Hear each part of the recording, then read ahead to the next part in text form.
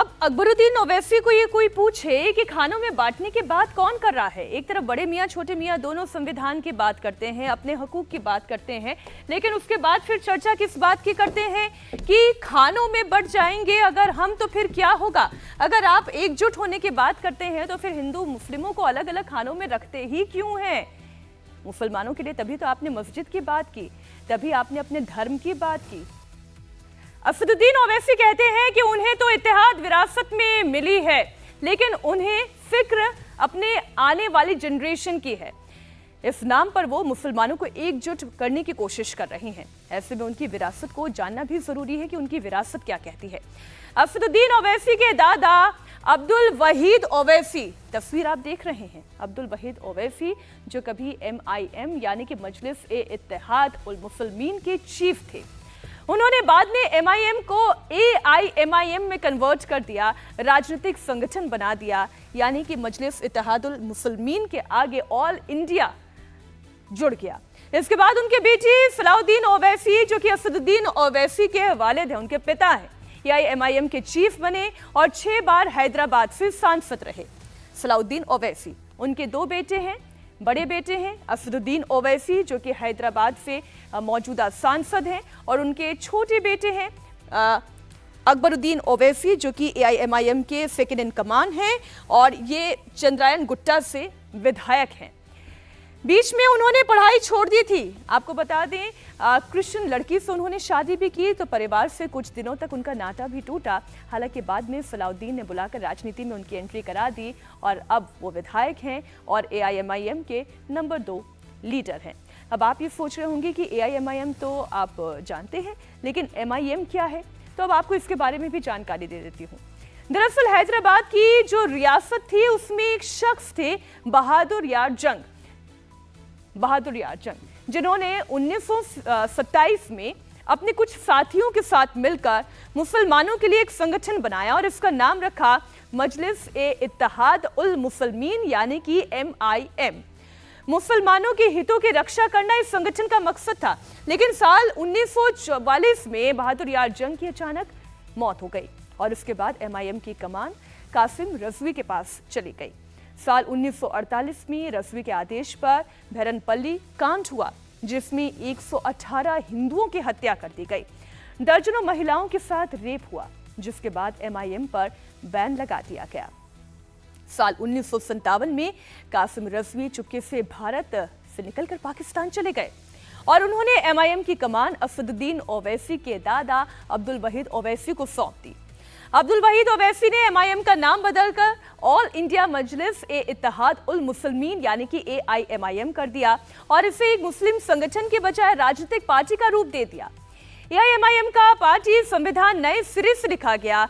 1957 के बाद से ओवैसी परिवार की तीसरी पीढ़ी का पार्टी पर दबदबा है।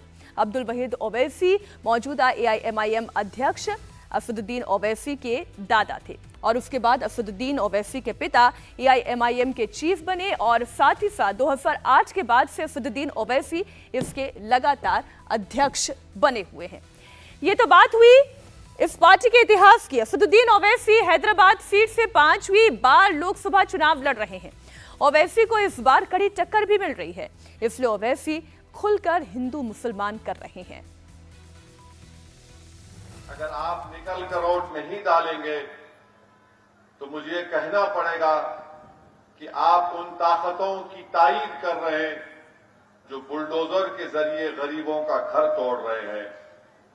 अगर आप मजलिस को चाहते हुए भी अपना वोट का इस्तेमाल नहीं करेंगे तो फिर आप उन लोगों के अज़ाइम में आसानियां पैदा कर रहे हैं जो इबादत गाहों को छीनना चाहते हैं।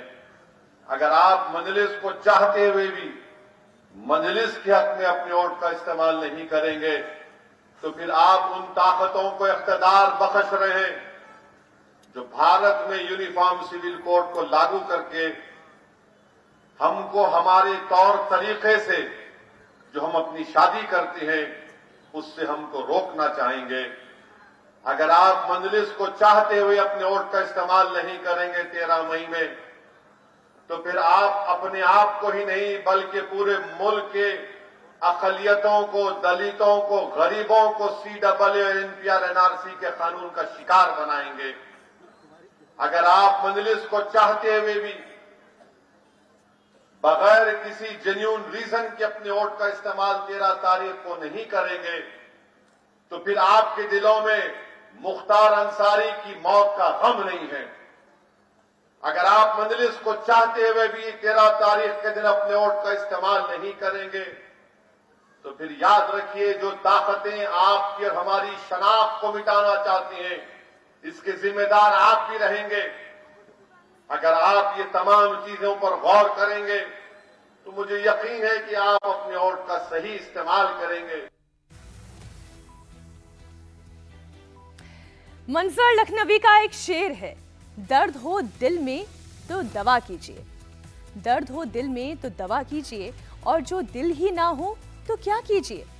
राजनीति का दिल नहीं होता, राजनीति का सिर्फ दिमाग होता है, और दिमाग तो हर हाल में जीत चाहता है, चाहे वो डराकर मिले या पुचकार कर।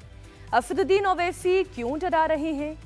इस देश के किसी भी कोने हुए बैठे हुए मुसलमान आज जो इस वक्त राजधर्म देख रहे हैं, वो फिर अपने दिल पर हाथ रखकर खुद से एक सवाल पूछे, क्या उन्हें निकाह करने से किसी ने रोका है, या निकाह करने के तरीके में कोई तब्दीली लाने के लिए कहा गया है? क्या उन्हें दीनी तालीम लेने से रोका गया है? क्या उन्हें मस्जिद जाने पर कोई मनाही है, कोई पाबंदी है? और अगर इन सभी सवालों का जवाब आपको ना में मिलता है, तो समझ लीजिए असदुद्दीन ओवैसी क्या कर रहे हैं।